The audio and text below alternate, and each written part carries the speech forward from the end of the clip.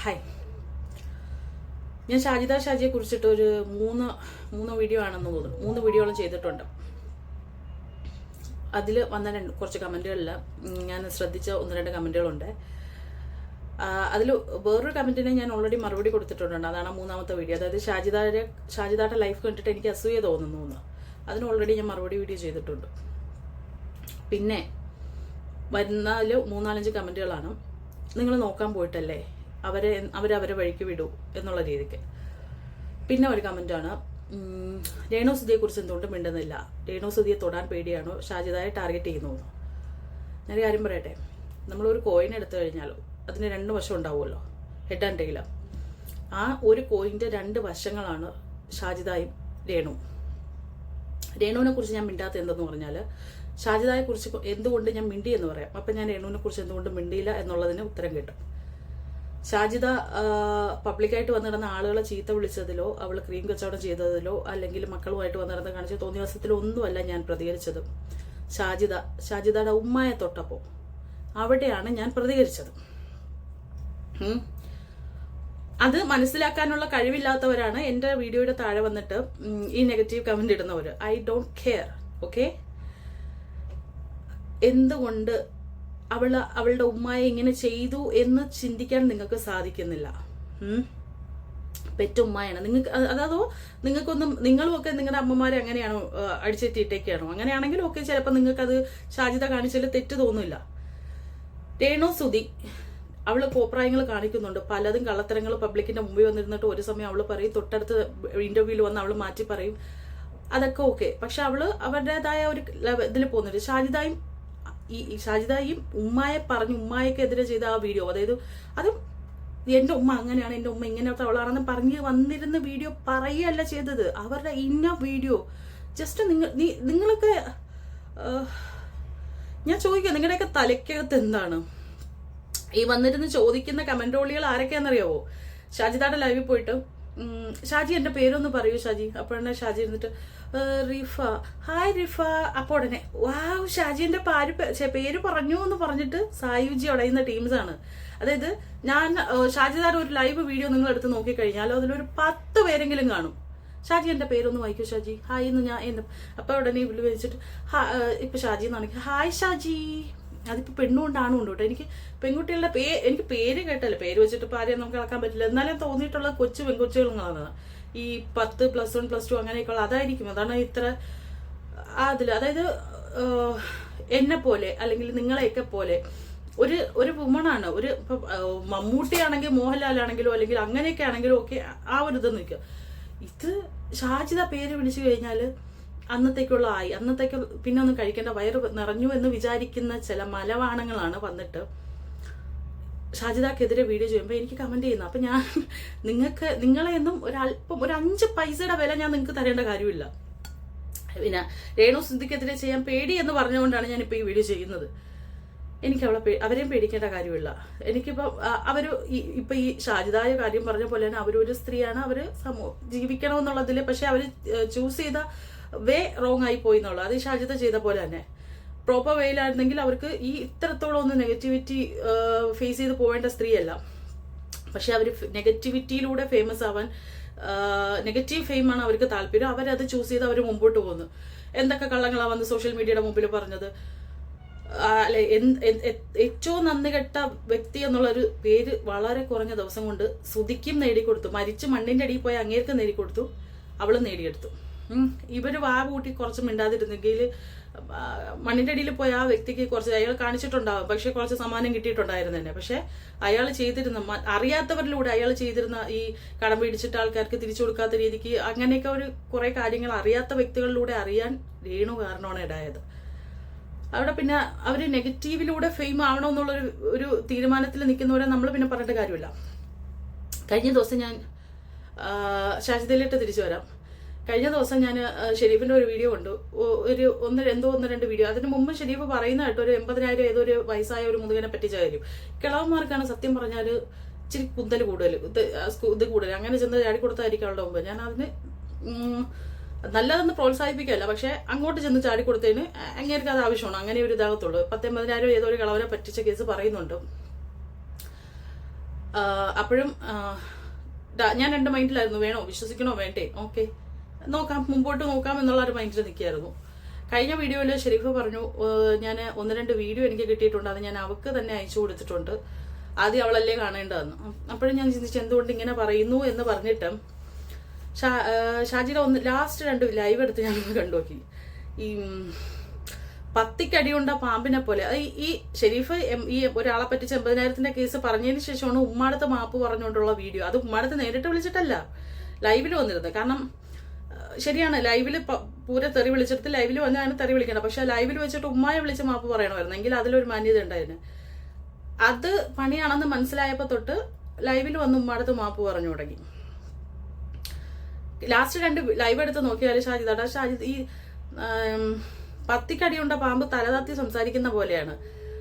അതിൽ തന്നെ ലൈവിൽ തന്നെ പലരും ചോദിക്കുന്നുണ്ട്, എന്ത് ഷാജി എന്ത് പറ്റി, ഇങ്ങനെ അല്ലല്ലോ ഷാജി തന്നപ്പോഴേ ഞാൻ ഇങ്ങനെ തന്നെയാണോ, ഞാൻ പറയാനുള്ളത് പറഞ്ഞു, അത് കഴിഞ്ഞ് ഞാൻ വിട്ടു. പിന്നെ ഇനി നമ്മൾ അവർ വിടുന്നില്ലെങ്കിൽ അത് അവരുടെ കൈക്ക് പോയി. എന്റെ കാര്യം കഴിഞ്ഞ് ഞാൻ വിട്ടുപോകുന്നു, അപ്പൊ പിന്നെ അവർക്ക് വിട്ടുകൂടെ എന്നുള്ള രീതിക്ക് കോംപ്രമൈസ് ലെവലിൽ ടോക്ക് ഷാജി നടത്തുന്നു. അത് തലയ്ക്കകത്തോട്ട് ചാണകം വാരി നിറച്ചിട്ട് അത് കണ്ടു കഴിഞ്ഞാൽ മനസ്സിലാവത്തില്ല. ഞാൻ ഭയങ്കര ബുദ്ധിമതി അങ്ങ് എന്തുവാണെന്നല്ല, അത്യാവശ്യം അറ്റ്ലീസ്റ്റ് തലച്ചോറാണ് തലയിലുള്ളത്, അതുകൊണ്ട് പറഞ്ഞതേ ഉള്ളൂ. അവക്കെതിരെ വീഡിയോ ചെയ്ത ഏതൊരാളും സ്വന്തം ഉമ്മായെ അത്രത്തോളം ഇൻസൾട്ട് ചെയ്ത് പബ്ലിക്കിന്റെ മുമ്പിൽ വന്ന് ഇൻസൾട്ട് ചെയ്തപ്പോഴാണ് അവക്കെതിരെ സംസാരിച്ചു തുടങ്ങിയത്. മോളെ, നീ ഇതുപോലെ തന്നെ നന്നായിട്ട് ജീവിക്കും, നിന്റെ മക്കളുമായിട്ട് അങ്ങനെ ജീവിക്കും, ഇങ്ങനെ ജീവിക്കുന്ന പ്രായമായ വ്യക്തികളും വന്ന് പറയുന്നുണ്ട്, ചെറിയ ആൾക്കാരും വന്ന് പറയുന്നുണ്ട്. പക്ഷെ ഇവരിൽ ആർക്കെങ്കിലും ഒരാൾക്ക് പോലും തോന്നുന്നില്ല പറഞ്ഞു കൊടുക്കാൻ.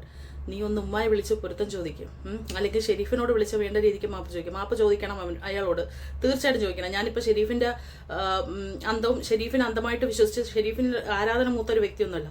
പക്ഷേ ഷെരീഫ് ആണെങ്കിൽ പോലും ഇവർക്കെതിരെ പ്രതികരിച്ച് സംസാരിച്ചത് ഉമ്മായെ അതും അങ്ങോട്ട് നോക്കാൻ പോയിട്ടില്ലേ എന്ന് ചോദിക്കുന്നവരോടാണ്. ഷാജിദയുടെ വീട്ടിനകത്ത് വെച്ചിട്ട് ഉമ്മായി ചീത്ത വിളിച്ചുകൊണ്ടിരുന്നപ്പോൾ ഞങ്ങളെല്ലാം പോയി ജനലിന്റെ അവിടെ നിന്നിട്ട് ഒളിഞ്ഞു നിന്ന് വീഡിയോ എടുത്തതല്ല, പബ്ലിക് പ്ലാറ്റ്ഫോമിൽ അവള് കൊണ്ടുവന്നിട്ട് അത്രയും വൃത്തികേട് കാണിച്ചപ്പോഴാണ് പബ്ലിക്കായിട്ട് പ്രതികരിച്ചത്. അങ്ങോട്ട് നോക്കാൻ പോകണ്ടെന്ന് പറഞ്ഞിട്ട് എന്ത് തോന്നിയ ദിവസം വന്ന് കാണിച്ചോണ്ടിരുന്നു കഴിഞ്ഞാൽ കണ്ടോണ്ടിരിക്കാൻ പറ്റുന്നത്. നിങ്ങൾക്ക് പറ്റുമായിരിക്കും, കണ്ടോണ്ടിരുന്നോ, ആ ഉമ്മയുടെ ഇന്ന വീഡിയോ ഇടുമ്പോൾ ഹായ് സൂപ്പർ എന്ന് വിളിച്ച് നിങ്ങളിരുന്നോ. പക്ഷെ ഞങ്ങളെ പോലെ ചിലർക്ക് അത് പറ്റത്തില്ല. അതിനെതിരെ പ്രതികരിച്ചു. അതിന് അയാളുടെ വീട്ടിൽ പോയിട്ടും അതും വീട്ടിൽ പോയതും ഒക്കെ മാന്യമായിട്ട് അവിടെ പോയിരുന്നു, എനിക്കെതിരെ ഇങ്ങനെ ചെയ്തു, ഓക്കെ അങ്ങനെ ചെയ്യാൻ പാടില്ലായിരുന്നു എന്ന് പറഞ്ഞിട്ട് രീതിക്കാണ് സംസാരിച്ചെങ്കിലും കുഴപ്പമില്ല. പക്ഷെ പ്രായമായ ഉമ്മ സ്വന്തം ഉമ്മയെ വില മതിക്കത്തില്ല അവള്, അത് ഓക്കെ, അതിന് മനസ്സിലാക്കാൻ. പിന്നെ ബാക്കിയുള്ള ഉമ്മമാരെ അവളെ പിന്നെ എങ്ങനെ മതിക്കാനാ? ഷെരീഫിന്റെ പ്രായമായ ഉമ്മ ഭാര്യ 2 പൊടി പെങ്കുഞ്ഞുങ്ങളാ ഉൾപ്പെടെ വേശ്യ എന്ന വാക്കുപയോഗിച്ച് അവൾ വിളിച്ചിട്ടുണ്ടെങ്കിൽ അവളിപ്പൊ കിടന്നിട്ട് ഈക്ഷ എത്ര അജ്ഞ വരയ്ക്കുന്നത് ഒരു ദോഷവുമില്ല. എനിക്കെന്നല്ല ഒരുവിധം ആരോഗ്യം അവളോട് അതിൽ സഹതാപൊന്നുമില്ല. പക്ഷെ തോന്നും വേണമെങ്കിൽ അവള് വിളിച്ച് ഇപ്പോഴും ഇതൊക്കെ നിർത്താൻ പറ്റും. ഷെരീഫിനോട് വിളിച്ചിട്ട് ഒന്ന് മാപ്പ് മനസ്സറിഞ്ഞൊന്ന് മാപ്പ് പറഞ്ഞ ശരി. നീ മനസ്സറിഞ്ഞ് നിന്റെ മനസ്സിൽ അങ്ങനെ തോന്നിയില്ലെങ്കിൽ പോലും അയാൾക്ക് ബോധ്യപ്പെടാനെങ്കിലും, കാരണം അത്രത്തോളം അയാൾ അതിൽ വേദനിച്ചിട്ടുണ്ടെന്നുള്ള അയാളുടെ ഓരോ സംസാരം കേൾക്കുമ്പോൾ മനസ്സിലാവും. സ്വന്തം ഉമ്മായെയും സ്വന്തം ഭാര്യയും പൊടി 2 പെൺകുഞ്ഞുങ്ങളെയൊക്കെ ഒരു വന്നിങ്ങനെ തോന്നിയ ദിവസം പറഞ്ഞു കഴിഞ്ഞാൽ ആരായാലും കേട്ട് നിൽക്കില്ല. പക്ഷെ അയാൾ അത് കേട്ട് നിന്നത് ഓപ്പോസിറ്റ് നിൽക്കുന്നത് ഒരു സ്ത്രീ എന്നുള്ള ഒരു പരിഗണന വെച്ചിട്ടാണ്. അപ്പോൾ അയാൾ ഈ കാണിക്കുന്നതിലൊന്നും ഒരു കാരണവശാലും തെറ്റ് പറയാൻ പറ്റത്തില്ല. അത് ഷാജിദ മനസ്സിലാക്കി മാപ്പ് ചോദിച്ചാൽ ഷാജിദാക്ക് കൊള്ളാം. അല്ലാന്നുണ്ടെങ്കിൽ എനിക്ക് പിന്നെ അവരുടെ ആ ഇളയ പൊടി കുഞ്ഞുങ്ങളുടെ കാര്യത്തിൽ എനിക്ക് വിഷമമുണ്ട്. കാരണം അവളുടെ ആ ഇളയ കുഞ്ഞിനെ കാണുമ്പോൾ എനിക്ക് എൻ്റെ മോനെ ഓർമ്മ വരുന്നത്. ഞാൻ ഒന്ന് വിളിച്ചവളോട് പറയണമെന്ന് എനിക്ക് തോന്നി, ഇങ്ങനെ ഒന്ന് വിളിച്ച് മാപ്പ് പറയും ആ കുഞ്ഞുങ്ങളെ. കാരണം അവളിൽ നിന്ന് പിരിഞ്ഞു പോയി കഴിഞ്ഞാൽ ആ കുഞ്ഞുങ്ങളുടെ അവസ്ഥ എന്താവുന്നു? ഇപ്പോഴും ഭയങ്കര മെച്ചമൊന്നല്ല, പക്ഷെ എന്നാലും അവൾ തള്ള നോക്കുന്ന പോലെ വേറെ ആരും നോക്കില്ല. എനിക്ക് ഉണ്ടായിരുന്നു. പിന്നെ വിചാരിച്ചു വേണ്ട, അത് ഞാൻ വിളിക്കുമ്പോൾ അത് ഏത് മൈൻഡിൽ എടുക്കുമെന്ന് എനിക്ക് അറിയത്തില്ല, അതുകൊണ്ട് വേണ്ടാന്ന് കരുതി ഞാൻ ഒഴിവാക്കിയതാണ്. അപ്പോൾ നോക്കാൻ പോയിട്ടല്ലേ എന്ന് ചോദിക്കുന്നവരോടാണ്. ഷാജിദയുടെ വീട്ടിലെ ജനലിൽ പോയി ഒളിഞ്ഞു നോക്കി ഞങ്ങൾ ആരും ചെയ്തതല്ല, പ്രതികരിച്ചതല്ല. അങ്ങനെ ഷാജി നോക്കിയാണ് അവൾ വീട്ടിനകത്തിട്ട്. അങ്ങനെയാണെങ്കിൽ പോലും നമ്മുടെ അയൽവക്കത്ത് ഒരു സ്ത്രീ ഒരു ഉമ്മായ അല്ലെങ്കിൽ ഒരു സ്ത്രീ ആവട്ടെ ഒരു പുരുഷനാവട്ടെ ഒരു പ്രായമായ വൃദ്ധയെ ഉപദ്രവിക്കുന്നുണ്ട് കഴിഞ്ഞാൽ നിങ്ങൾ നോക്കിക്കൊണ്ടിരിക്കൂ. അങ്ങോട്ട് നോക്കണ്ടെന്ന് പറഞ്ഞിട്ട് എനിക്ക് പറ്റില്ല. അത് എൻ്റെ വീട്ടിൻ്റെ അയലത്തായാലും ഞാൻ നടന്നോട്ട് പോണ വഴി കണ്ടു കഴിഞ്ഞാൽ ഞാൻ പ്രതികരിക്കും. ചിലപ്പോൾ ആരെയാണോ ഉപദ്രവിക്കുന്നത് അവർക്കിട്ട് ഞാൻ പൊട്ടിച്ചെന്നിരിക്കും. ഞാനൊരു പെണ്ണെന്ന് പറഞ്ഞ് ഞാൻ മാറിയൊന്നും നിൽക്കത്തില്ല. അപ്പൊ പിന്നെ സോഷ്യൽ മീഡിയയിൽ ഇത്രയും പബ്ലിക്കായിട്ട് ഇത്രയും ജനങ്ങൾ കാണാൻ അവളത് ഡിലീറ്റ് ചെയ്തെങ്കിൽ പോലും ആരുടെയൊക്കെ കയ്യിൽ അത് ഇപ്പോഴും ഉണ്ടാവും എന്നുള്ളത് അവൾക്ക് ഉറപ്പിക്കാമോ? ഇനി ഏത് സമയത്ത് അവൾ പോയി മാപ്പ് പറഞ്ഞു കഴിഞ്ഞാൽ ആ ഉമ്മയുടെ വേദന അതിൽ മാറും. അപ്പോ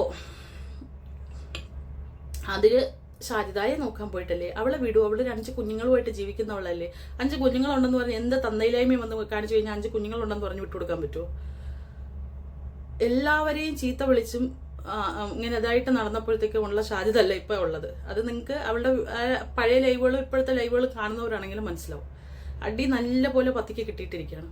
ഉമ്മാടുത്ത് മാപ്പ് പറയൽ നടക്കാം. ഇതുവരെ അവരെ നേരിട്ട് വിളിച്ച് പറഞ്ഞതായിട്ട് അറിവില്ല, അത് അവള് വന്ന് പറഞ്ഞിട്ടുമില്ല. ആ പറഞ്ഞ പോലെ ഒന്ന് ലൈവിൽ വന്ന് വേണമെന്ന് പറയണമെന്നില്ല. അയാളോടൊന്ന് വിളിച്ച് മാപ്പ് പറഞ്ഞാൽ ചിലപ്പം ഇനി കിട്ടാനുള്ളതൊന്നും ചിലപ്പോൾ കുറഞ്ഞിരിക്കും. ഷാജിദ അടുത്ത് അസൂയ മൂത്തിട്ട് ഞാൻ അതിനുള്ള വീഡിയോ ഓൾറെഡി ചെയ്തതാണ്. എനിക്ക് അസൂയ മൂക്കാനും വേണ്ടിയിട്ടുള്ള ഒന്നും അവളുടെ അടുത്തില്ല. ഞാനൊരു സ്ത്രീ, അവളൊരു സ്ത്രീ. അവൾക്ക് 5 മക്കള്, എനിക്ക് 3 മക്കള്. ഭർത്താവിന്റെ കാര്യത്തിൽ ഞാൻ അഹങ്കരിക്കുന്നില്ല, അത് അള്ളാന്റെ വിധി അവർക്ക്. അതിലല്ല ഞാൻ പറയുന്നത്. ഒരു സ്ത്രീ എന്നുള്ള രീതിക്ക് എനിക്ക് അസൂയപ്പെടാനും വേണ്ടി ഒന്നും അവളുടെ അടുത്തില്ല. ഞാനും എൻ്റെ ഉമ്മായും തമ്മിൽ വഴക്കുണ്ടാക്കാറുണ്ട്, ഇല്ല എന്നൊന്നും ഞാൻ പറയുന്നില്ല. അത് എല്ലാ കുടുംബത്തും ഉണ്ടാകാറുണ്ട്. പക്ഷെ അത് ഞങ്ങളിൽ തീരും, ഞങ്ങളുടെ വീട്ടിനകത്ത് തീരും. ചിലപ്പോൾ ദേഷ്യം വരുമ്പോഴത്തേക്കും എൻ്റെ പെങ്ങളടുത്തോ അല്ലെങ്കിൽ എൻ്റെ ഭർത്താവിൻ്റെ അടുത്തോ അല്ലെങ്കിൽ അവരുടെ അടുത്തോ അങ്ങനെ ഞങ്ങൾക്കുള്ളിൽ തീരും. അവിടെയാണ് കുടുംബം എന്ന് പറയുന്നത്. ഇപ്പോഴേ അടുത്ത നിമിഷം എത്രയൊക്കെ എന്ന് പറഞ്ഞാലും പെറ്റമ്മായി മക്കളുമാണ്. നമുക്ക് ആ വഴക്ക് കൂടുന്ന സമയത്ത് ഉള്ള ദേഷ്യം കുറച്ച് കഴിയുമ്പോൾ നമുക്ക് മാറും. അപ്പൊ പിന്നെ അടുത്ത് അവരോട് മുഖത്ത് മുങ്ങി പോയി ചിരിക്കണമെങ്കിൽ അത് നമ്മൾക്കുള്ളിൽ നിൽക്കണം. ഇനി എത്ര വർഷം കഴിഞ്ഞിട്ടാലും ഇവള് പോയിട്ട് ആ ഉമ്മയുടെ മുഖത്ത് നോക്കി ചിരിക്കുമ്പോഴും എവിടെയെങ്കിലും അവരുടെ ഉള്ളിൽ അവർ നോവുണ്ടാവില്ലേ, നാട്ടുകാരുടെ മുമ്പ് എന്നെ ഇങ്ങനെ ആക്കിയവളല്ലേ എന്നുള്ളത്. ഞാൻ എന്തായാലും അങ്ങനെയൊന്നും അല്ല. അള്ളാനും അടിയാനും അടങ്ങാതെ നടക്കുന്ന അവളെ പോലെ അല്ല ഞാൻ. ഞാൻ ഭയങ്കര അങ്ങ് താഴ്ന്ന് അങ്ങനെയല്ല പറയുന്നത്. പക്ഷെ എവിടെയൊക്കെയോ എനിക്ക് ചുറ്റുമുള്ളവർ പറയുന്ന ചില കാര്യങ്ങൾ ഞാൻ കേൾക്കാൻ തയ്യാറാവും. അതിനനുസരിച്ച് അല്ലെങ്കിൽ പബ്ലിക്കിൽ വന്ന് മറ്റുള്ളവരുടെ മുഖത്ത് നോക്കി എന്ത് പറയണം പറയണ്ട എന്നുള്ള ബോധം അറ്റ്ലീസ്റ്റ് എനിക്കുണ്ട്. അത് വെച്ചിട്ടാണ് ഞാൻ പറയുന്നത്. എനിക്ക് അസൂയപ്പെടാനും വേണ്ടി ഒന്നും അവളുടെ അടുത്തില്ല, ഇല്ല. ആ മക്കളെ പോലും എൻ്റെ മക്കളെ കൊണ്ട് എനിക്ക് എൻ്റെ ഷിബൂട്ടി ഒന്ന് വളർന്നു വന്നിട്ട് വേണം എനിക്ക് 4 ആളെ അടുപ്പിക്കണം എന്ന് പറഞ്ഞിട്ടാണ് മക്കളെ വളർത്തുന്നത്. ആ മക്കളെ കണ്ടുവേണോ ഞാൻ അസൂയപ്പെടേണ്ടത്? അങ്ങനെയാണോ മക്കളെ വളർത്തിയെടുക്കേണ്ടത്? അതുകൊണ്ട് ആ വർത്താനം ഇങ്ങോട്ട് ഇറക്കണ്ട. നോക്കാൻ പായിട്ടുള്ളതല്ലേ എന്നുള്ളതും ഇങ്ങോട്ട് ഇറക്കണ്ട. അവള് പബ്ലിക് കൊണ്ടിട്ടാണ്, അവളെ വീട്ടിന്റെ ജനലിൽ പോയി ഒളിഞ്ഞു നോക്കിയിട്ടൊന്നും അല്ല ഞങ്ങൾ റിയാക്ട് ചെയ്യുന്നത്. അത് ഉമ്മയെ റിയാക്ട് ചെയ്ത്. അമ്മ എന്ന വ്യക്തിക്ക് വില കൊടുക്കുന്ന ഏതൊരു വ്യക്തിയും അവളുടെ ആ വീഡിയോക്കെതിരെ പ്രതികരിച്ചിരിക്കും. പ്രതികരിക്കാതെ സപ്പോർട്ട് ചെയ്യുന്ന നിങ്ങളെയൊക്കെ ഏത് ഗണത്തിൽപ്പെടുത്തണമെന്ന് എനിക്ക് അറിഞ്ഞൂടാ.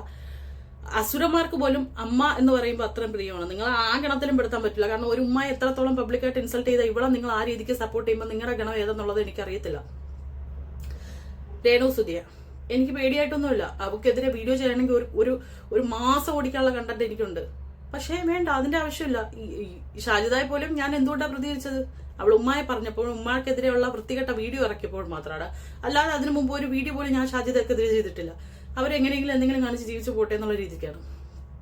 രേണുസുതിക്കുള്ളത് അവള് കാണിക്കുന്നുണ്ട്, അവൾക്കുള്ളത് കിട്ടുന്നുണ്ട്. അവള് ഒരു സമയം പറയും ഞാൻ ബാംഗ്ലൂർ എയർപോർട്ടിലും ചെന്നൈയിലോ ട്രിവാൻഡ്രത്തോ എവിടെയും കൊണ്ട് വർക്ക് ചെയ്തിട്ടുണ്ട്. പിന്നെ ഒരു സമയത്ത് പറയും എന്റെ +2 സർട്ടിഫിക്കറ്റുകളും എന്റെ കയ്യിലില്ലെന്നും പറഞ്ഞിട്ട് വന്നുകൊണ്ടിരിക്കും. കല്യാണം കഴിച്ചിട്ട് രണ്ടാമതൊരു കല്യാണം കഴിച്ചിട്ടില്ല എന്ന് എന്തൊക്കെ ന്യായം നിർത്തി അവള് വാദിച്ചത്. പക്ഷെ ബിഗ് ബോസ് പോയിട്ട് സമ്മതിക്കേണ്ടി വന്നില്ലേ? ഞാൻ 2 കല്യാണം കഴിച്ചു. എന്തുകൊണ്ട്? അത് ആദ്യമേ പറഞ്ഞാൽ എന്തെങ്കിലും കുഴപ്പം പറ്റുമായിരുന്നു? ഇത്രയും ആൾക്കാരെ എടുത്തിട്ട് ഉടുക്കുമായിരുന്നോ?